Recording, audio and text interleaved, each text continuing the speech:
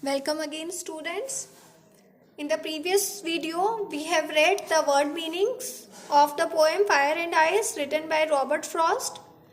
Then central idea of the poem, and from the book we have read the poem.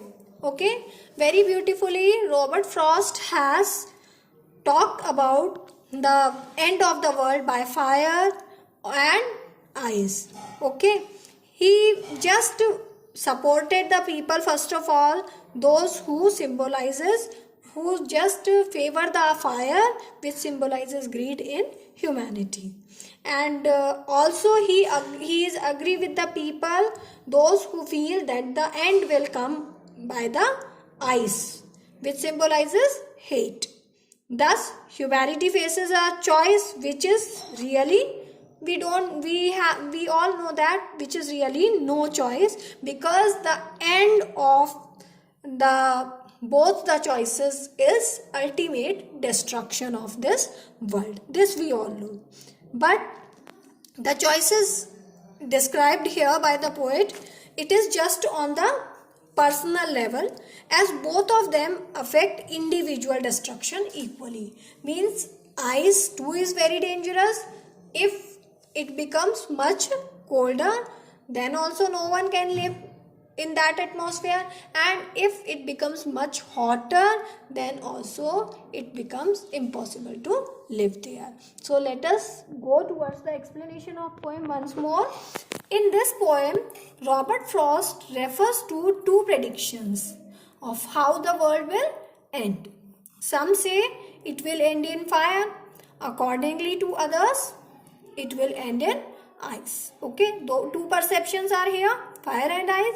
The poet has compared desire with fire and hatred with ice. This also I have discussed with you, that the poet has compared desire with fire and hatred with ice. Both are growing with such a rapid speed, and that the world will perish either way. Means ultimately the world will perish, means the world will come to an end, it will get destroyed by, it may happen that the way may be different, either fire or ice. Now students, let us talk about the rhyming scheme of the poem. Rhyming scheme in the previous poem Dust of Snow, I have told you, means two words should rhyme same, then only the rhyming scheme becomes same. Suppose some say the world will end in fire, so we will give a quote to it.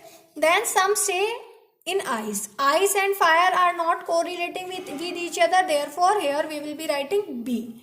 Then from what I have tasted of desire, fire, desire, they both are rhyming with each other, therefore we will write A. Then I hold with those who favor fire. Then again fire, desire, fire. So again what will happen?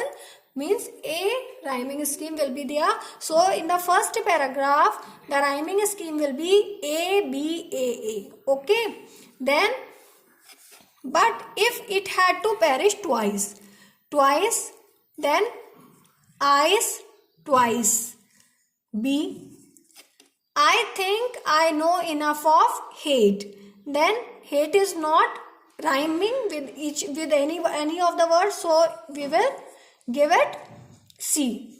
To say that for destruction ice, again B is also great. Hate, great are rhyming with each other, so C. And would suffice means ice, suffice means B. So in the second paragraph B, C, B, C, B will be the rhyming scheme of second paragraph. Okay. So students, we have read what is the rhyming scheme of the poem. Rhyming scheme of the poem is A, B, C, B, C, B. And if we talk about paragraph wise, para 1 is having the rhyming scheme A, B, A, and para 2 is having the rhyming scheme, that is B, C, B, C, B. This we have read in the poem also. Okay, let us talk about the poetic devices. In the previous poem, Dust of Snow, also we have talked about poetic devices, but here I have written the definition of those poetic devices so that they will be much clearer to you. So first poetic device used here is assonance. Assonance and alliteration, both are almost same, but one difference is there.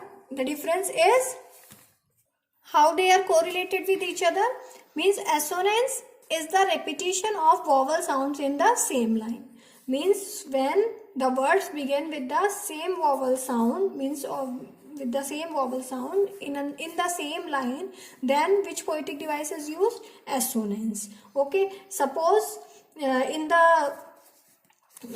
this poem, in the line, when the poet says, I hold with those, then which poetic device will be used? Vowel sound of O is repeating here. So which poetic device will be there? Assonance.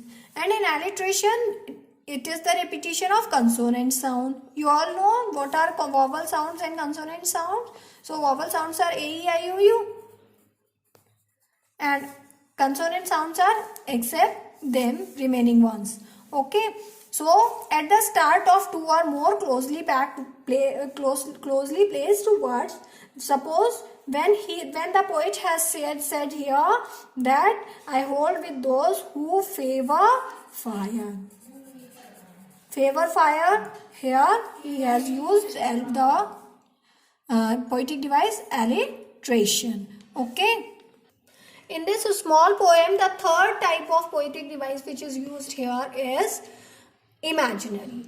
Imaginary, I have told you that in the beginning of the poem that the poet has used imaginary where he has used fire and ice as a medium of destruction, or he has correlated the fire with the desire and ice with the hatred. Okay. Imaginary is used to make readers perceive things involving their five senses. Suppose when he has said, some say the world will end in fire. Okay. And to say that for destruction, ice is also a great. Okay. So, here the word imaginary, the poetic device imaginary is used. Okay. Now, the fourth poetic device is anaphora. Anaphora poetic device is used when or expression starts or gets repeated in the two lines consecutively. Means see here, anaphora, the repetition of a word or expression at the start of two or more consecutive lines. Okay. When the poet has said, some say the world will end in fire, then in line 2 he has said, some say in ice. Means some say he has repeated 2 times, therefore the poetic device anaphora is being used here. Okay. The fifth poetic device used here is personification. Personification, you all know, in class 9th also I have told you that personification poetic device is being used for those things which cannot speak, but in the poetry they begin to speak without any animation. Okay. In the animation, all non-living things can speak, but without any animation, if they speak in the poem, then the personification poetic device has been used. It is to give human qualities to inanimated objects. Means when the human qualities are given by the poet to the objects, then personification poetic device has been used. When the poet has said fire and ice, fire and ice means they are the medium of destruction of this world. Means he has said here that they are having that mind and thought that they are capable of destructing the world. They are having that capability of the destruction of this world. Okay. Now let us talk about the last poetic device used here in the poem, that is enjambment. Enjambment poetic device is used when in enjambment, I have told you that it is defined as the thought or clause that does not come to an end at the line break, means without using any comma and all. You might have seen that in the first paragraph or in the second paragraph only the full stop is being used in the end of the paragraph, otherwise no punctuation mark is used. Therefore enjambment, poetic device, is used here. Okay, so it is written over here as it is defined as the thought or clause that does not come to an end at the line break, rather it moves over to the next line. Means when it moves towards the next line, when the poem moves towards the next line, no mark of punctuation is being used to break the line, then the poetic device enjambment is being used. These were the poetic devices used in the poem. In the next video, we will be discussing the question answers of the